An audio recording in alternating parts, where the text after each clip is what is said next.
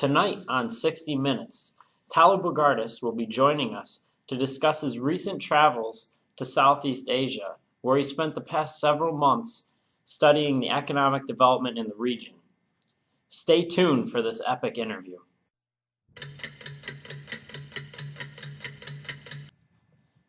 Welcome back to 60 Minutes, where I'm now joined by Tyler Bogardus. Welcome, Tyler. Thank you for having me. I appreciate you coming on the show today. Now, what can you tell me about your journey down in Southeast Asia? Where did you go exactly? Well, I spent the past several months in that region. I started off in Vietnam, and that's an area that's really experienced a great deal of economic growth recently. And then I also spent some time in Cambodia, which is one of the neighboring countries, to see how the economic development in Vietnam has affected life in Cambodia.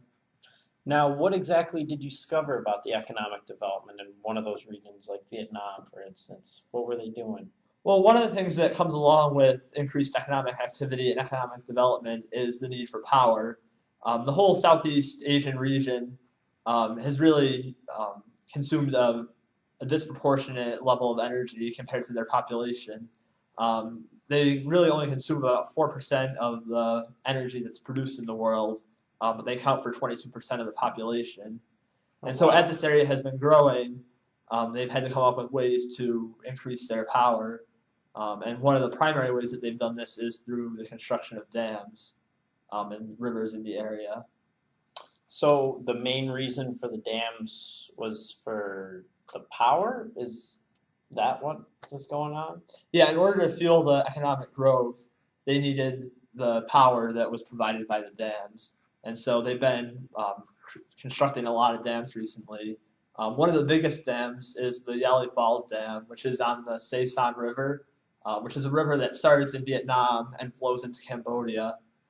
The dam was actually started construction in 1993, and it was just completed in 2001.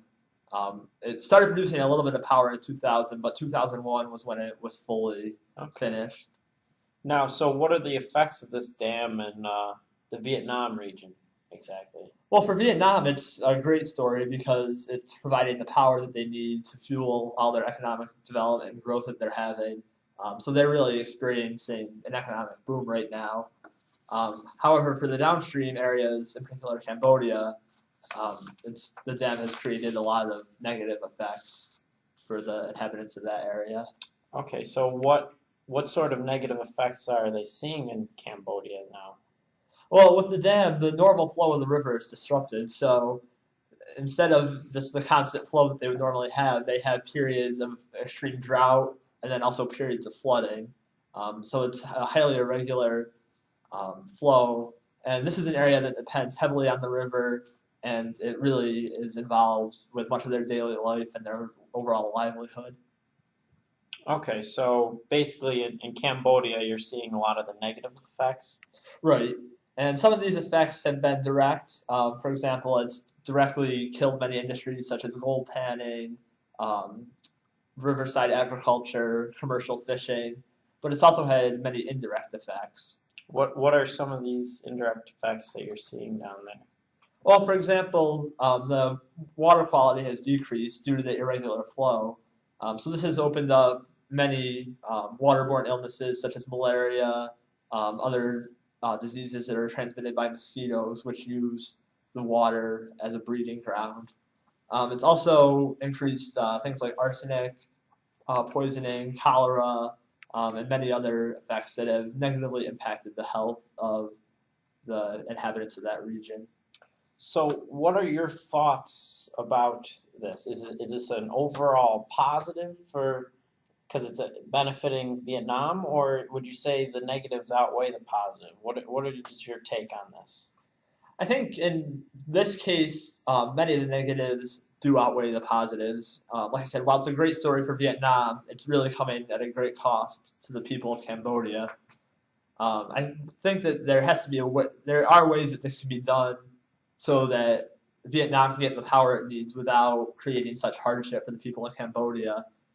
Do you have a specific proposal? What would be a good way to resolve this issue?